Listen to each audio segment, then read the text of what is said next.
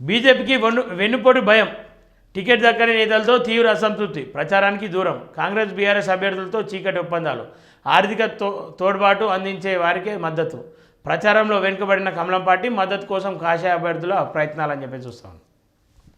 Municipal ఎన్నికల్లో BJP వెన్నుపోటు భయం పట్టుకున్నట్టు తెలుస్తుంది. నామినేషన్ల ఉపసంహరణ పర్వం ముగించడంతో వార్డుల వారీగా బరిలో ఉండే అభ్యర్థుల లెక్క తేలింది. దీంతో అన్ని పార్టీలు ప్రచారంలో దూకుడు పెంచాయి. పార్టీ టికెట్ సంపాదించి బరిలో ఉన్న బీజేపీ అభ్యర్థులకు మాత్రం సొంత పార్టీ నేతల నుంచే వెన్నుపోటు భయం వేటాడుతున్నది. పార్టీ కోసం ఏళ్ల తరబడి పనిచేసిన వారికి కాదని పైరవీలు చేసినా కొత్తగా వచ్చిన వారికి టికెట్లు ఇచ్చారని టికెట్లు దక్కని నేతలు ఆరోపిస్తున్నారు. కరీంనగర్, నిజామాబాద్, ఆదిలాబాద్, మెదక్, మహబూబ్ నగర్ పార్లమెంట్ పరిధిలో కార్పొరేషన్లు, మున్సిపాలిటీల్లో ఇలాంటి పరిస్థితి ఎక్కువగా కనిపిస్తుంది. చీకటి ఒప్పందాలతో దెబ్బతీసేలా. మొన్నటి వరకు టికెట్ ఆశించి భంగపడ్డ నేతలు ఇప్పుడు తమ పవర్ ఏంటో చూపించాలని భావిస్తున్నారు. బీఫామ్ దక్కని కొందరు నేతలు ఇప్పటికే పార్టీకి రాజీనామా చేశారు. మరికొందరు తీవ్ర అసంతృప్తితో ఉన్నారు. పార్టీని నమ్ముకొని పనిచేసిన వారికి ఎవరికి కూడా న్యాయం జరగలేదని మొన్న క్లియర్గా ఒక వ్యక్తి కూడా, ఒక యువకుడు కూడా ఒక వీడియో రిలీజ్ చేసిండు. మిస్టర్ ధర్మపురి అరవింద్ తస్మత్ జాగ్రత్త అని అంత చూస్తా అని చెప్పేసి బహిరంగంగానే సవాల్ చేసిండు. మరి పార్టీని నమ్ముకొని పార్టీ కోసం పనిచేసిన వాళ్ళకు టికెట్ ఇవ్వకుండా, వాళ్ళకు నచ్చిన వాళ్ళకు పార్టీ కోసం పనిచేసినా సరే చేయకున్నా సరే మాకు నచ్చితే సరిపోతుంది అన్న కోణంలో చాలామందికి అయితే టికెట్లు ఇచ్చారు. వారికంటే ఏనాడు జెండా పట్టుకొని వారికి ప్రాధాన్యత ఇవ్వడంపై ఆగ్రహం వ్యక్తం చేస్తున్నారు. బీజేపీ నుంచి బరిలో ఉన్న అభ్యర్థులను ఓడించడమే లక్ష్యంగా పావులు కలుపుతున్నట్లు ప్రచారం జరుగుతున్నాయి. ఇందులో భాగంగా ప్రత్యర్థి పార్టీలైన కాంగ్రెస్, బీఆర్ఎస్ అభ్యర్థులు చీకటి ఒప్పందాలు చేసుకున్నట్లు టాక్. తమకు ఆర్థికంగా సహకరించే వారికి లేదా బీజేపీ తరఫున బరిలో ఉన్న నాయకుడికి ఓడించే సత్తా ఉన్న ఇతర పార్టీల వారికి లోపాయికారి మద్దతు ఇచ్చేందుకు సిద్ధమైనట్లు తెలుస్తుంది. మరోవైపు టికెట్లు ఆశించి భంగపడ్డ బీజేపీ నేతలను తమ వైపు తిప్పుకునేందుకు కాంగ్రెస్, బీఆర్ఎస్ అభ్యర్థులు సైతం తీవ్ర ప్రయత్నాలు చేస్తున్నారు.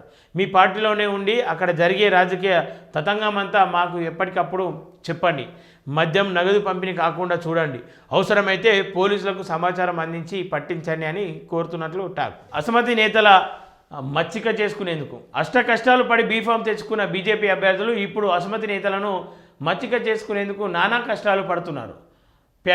ప్రత్యర్థులతో కలిసి తమ విజయావకాశాలను ఎక్కడ దెబ్బతీస్తారోనని ఆందోళన చెందుతూ అంచులతో రాయబారులు పంపుతున్నారు. ఇప్పటి వరకు చేసిన ఖర్చు, గెలిచాక ప్రభుత్వ కాంట్రాక్టులు, అనుచరులకు ప్రభుత్వ పథకాలు పంపిణీలో ప్రాధాన్యత ఇస్తామని చెప్తున్నారు. అలాగే 1000 ఓటర్లకు ఒక ఇన్ఛార్జిని నియమించగా వారికి సైతం 2 లక్షల వరకు ముట్టజెప్పి ప్రచారం ముగిసే వరకు తమ వెంట ఉండాలని కోరుతున్నట్లు తెలిసింది. అసమ్మతిగా ఉన్న వారిలో చర్చలు జరపాలని చెప్తున్నట్లు సమాచారం. ఇతర పార్టీ నేతలు సహకరించకుండా చూడాలని చూస్తున్నట్లు సూచించినట్లు తెలిసిందంట.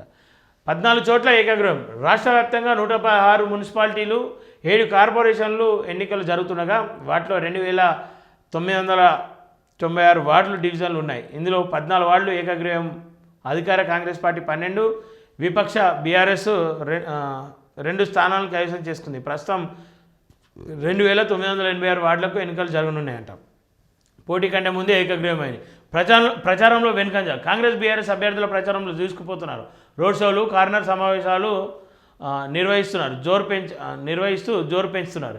ఇంటింటికి వెళ్ళి తమకు ఓటు వేయాలని కోరుతున్నారు. అయితే బీజేపీ అభ్యర్థులు మాత్రం ప్రచారంలో వెనుకబడ్డారు. అసంతృప్తులను దారికి తీసుకోవడమే వారికి పెద్ద పనిగా మారింది.